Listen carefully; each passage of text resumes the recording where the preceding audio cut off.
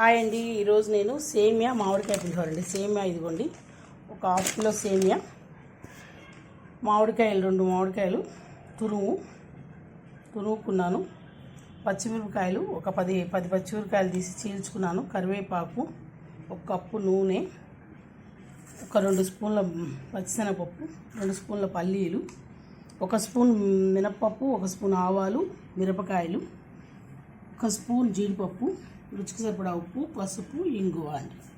తయారు చేసుకునే విధానం చూద్దాం. ముందు కొంచెం నూనె వేసుకొని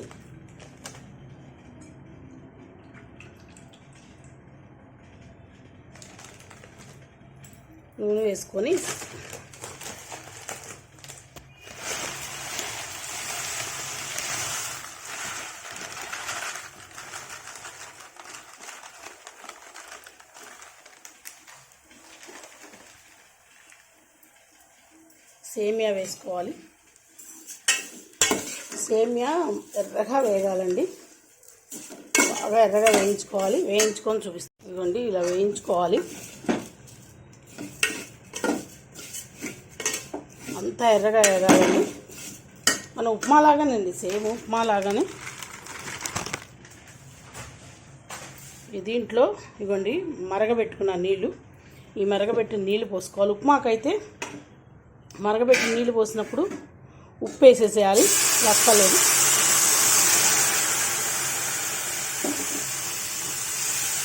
వేడి కొడతాయి, చూసుకొని పోసుకోండి. ఇలా ఉడకాలి. హైలో పెట్టుకొని, సిమ్లో పెట్టద్దండి, హైలో పెట్టి మెత్తపడకూడదు. నూనె ఉంది కదండి, మెత్తపడదు. ఇది ఉడికిన తర్వాత స్ట్రైనర్లో పోసుకొని చన్నీళ్ళు పోసుకోవాలండి. స్ట్రైనర్లో పోసుకొని చన్నీళ్ళు పోసుకోవాలి. దీంట్లో కూడా కొంచెం ఉప్పు వేసుకోవచ్చు. ఉడికిన తర్వాత చూపిస్తాను మీకు ఒక్కసారి.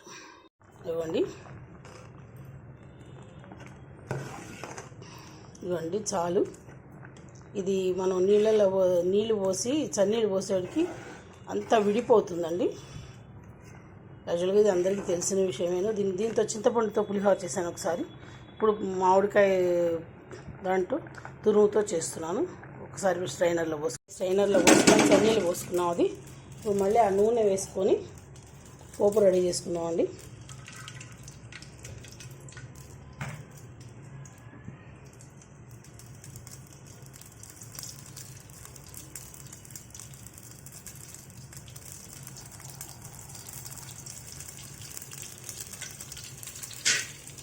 పల్లీలు, పచ్చిశనగపప్పు,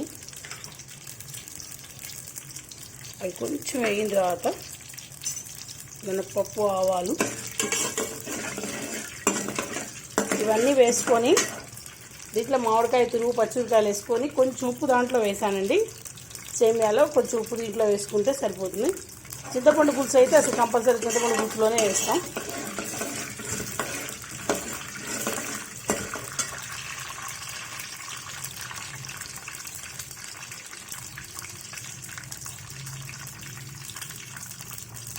ఇది ఆల్రెడీ మార్నింగ్ చేశాను. ఇలా తురుము అంతా ఇలా దగ్గరకు వచ్చేస్తుందండి. మామిడికాయ తురుము, పల్లీలు, శనగపప్పు అన్నీ వేయించింది. పచ్చిమిరకాయలు కూడా అలా వేయించుకోవాలి. వేయించుకుంటే బాగుంటుంది. ఇదిగోండి అవి వేగినాయి. ఇప్పుడు మినప్పప్పు,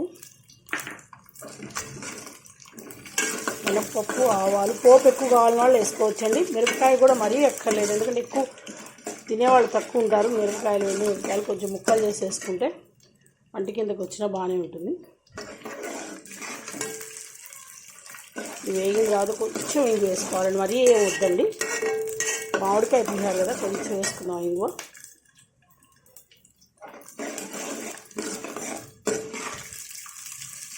కొంచెం వేసుకుందాం.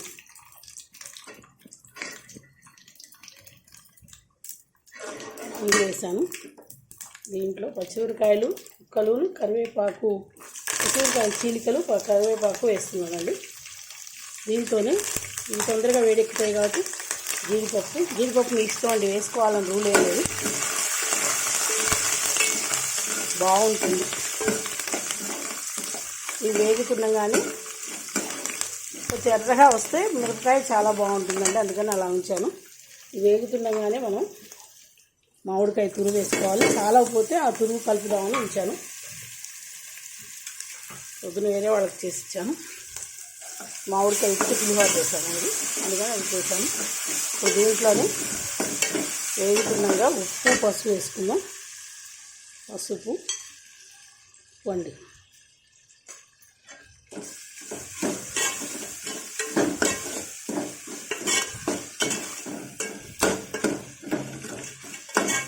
అన్నీ వేగి మళ్ళీ ఆయిల్ పైకి వచ్చేస్తుంది. ఇట్లానే మనం కామన్గా చెప్పుకునేట్టుగానే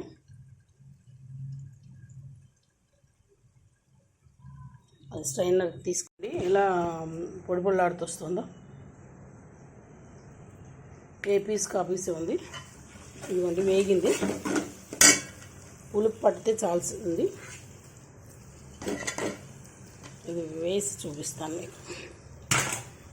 ఇదిగోండి ఎట్లా కలిపాము చూడండి. చింతపండు పులిహోర అయినా ఇలానే వస్తుంది, కానీ కొంచెం కలర్ అది టేస్ట్ డిఫరెంట్ కదండి. మామిడికాయ వేరు, నిమ్మకాయతో చేసుకుంటారు ఇట్లా సేమియా. నేను ఈసారి ఇలా మామిడికాయతో చేసి చూద్దామని చేశాను. అంతేనండి, సేమియా మామిడికాయ పులిహోర అండి. ఎప్పుడు అన్నంతోనే కాకుండా టిఫిన్లకి ఇలా కూడా ఉపయోగించుకుంటే టిఫిన్ తినేవాళ్ళు ఇలా తింటారు కదండి. మనం సేమియా ఉప్మా అనే ఎప్పుడు కాకుండా ఇలా కూడా కమ్మగా తినచ్చు, బాగుంటుంది. అంతేనండి. Please like, share, comment, subscribe to Bhargava Sharma బ్రాహ్మణ వంటలు. నమస్తే అండి.